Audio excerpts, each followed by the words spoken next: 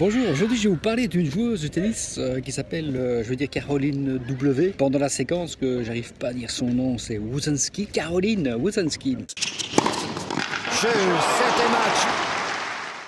Alors, Caroline W, c'est une Danoise. Elle a la particularité d'avoir gagné un tournoi du Grand Chelem, mais surtout d'avoir été numéro 1 mondial avant de gagner son premier tournoi du Grand Chelem. Alors que jadis, auparavant, il y a longtemps, devenir numéro 1 mondial était plutôt une conséquence de gagner les tournois du Grand Chelem. Et là, on voit qu'avec les femmes, il y a un basculement. Donc, c'est pas la première fois que ça arrive. Les joueuses de tennis atteignent la plus haute marche du podium, mais sans d'abord faire leur preuve en tournoi du Grand Chelem. Et également, autre chose cruelle pour le tennis féminin, c'est que les joueuses qui gagnent le premier tournoi du Grand Chelem ont tendance à disparaître. Donc la pression est tellement forte, il faut travailler tellement dur pour devenir, non pas devenir numéro 1 mondial, je vais y arriver, mais plutôt gagner un tournoi du Grand Chelem, que quand elles atteignent cet objectif, elles s'effondrent. Est-ce que c'est physiquement et ou psychologiquement? Mais en tout cas, on dirait qu'elles sont programmées pour ça, et malheureusement, elles n'ont pas soit ni les capacités psychologiques ou les capacités physiques de prolonger la carrière. Ça commence à poser un problème au niveau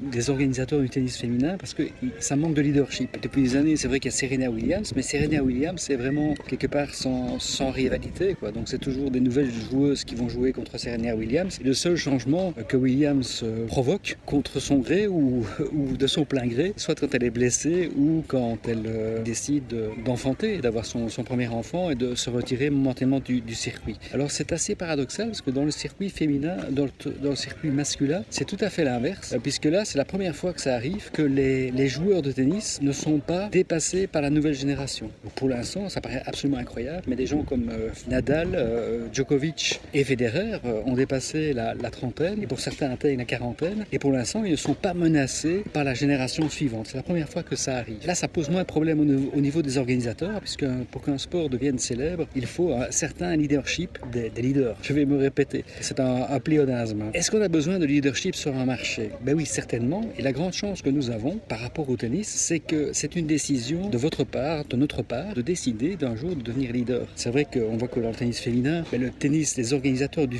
tennis féminin ne peuvent pas décider d'avoir des joueuses charismatiques qui arrivent en tête et se maintenir en tête du peloton. Idem, les organisateurs masculins n'ont pas la main sur qui va prendre le pouvoir.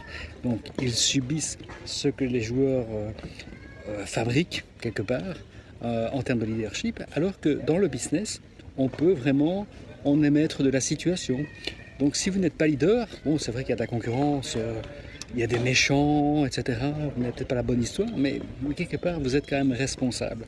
Donc c'est une décision personnelle d'un jour de décider de devenir un des leaders du marché et si possible le leader. Et d'un point de vue purement commercial, l'avantage du leader, c'est il balise le terrain et lorsqu'il va remettre une offre, la concurrence sera obligée de simplement faire ce qu'on appelle un MeToo. C'est-à-dire que oui, moi aussi je le fais, quoi. Je le fais moins cher ou je le fais plutôt comme ceci, comme cela, mais quelque part, ils vont faire la même chose que ce que le leader aura défini. Et donc le gros avantage d'un leader, c'est de définir la manière d'offrir sur son marché, et celui qui décide la manière d'offrir, en général, maîtrise mieux ses coûts que les autres, et surtout va vendre également plus cher, puisqu'il sera considéré comme le leader. Encore une fois, contrairement au sport, vous pouvez devenir, c'est pas le marché physique entre guillemets, ou c'est l'entraînement, etc. C'est une décision personnelle, une décision d'entreprise, de décider un jour d'être leader, et naturellement de se faire entourer par les bonnes personnes, les bonnes compétences, avoir la bonne créativité d'un point de vue marketing et commercial pour développer une bonne idée et de la rente mondiale. Je souhaite de le faire. À très bientôt, et je me réjouis d'être votre client, vous qui serez devenu un super leader sur votre marché. À très bientôt. You can't be serious, man. You cannot be serious!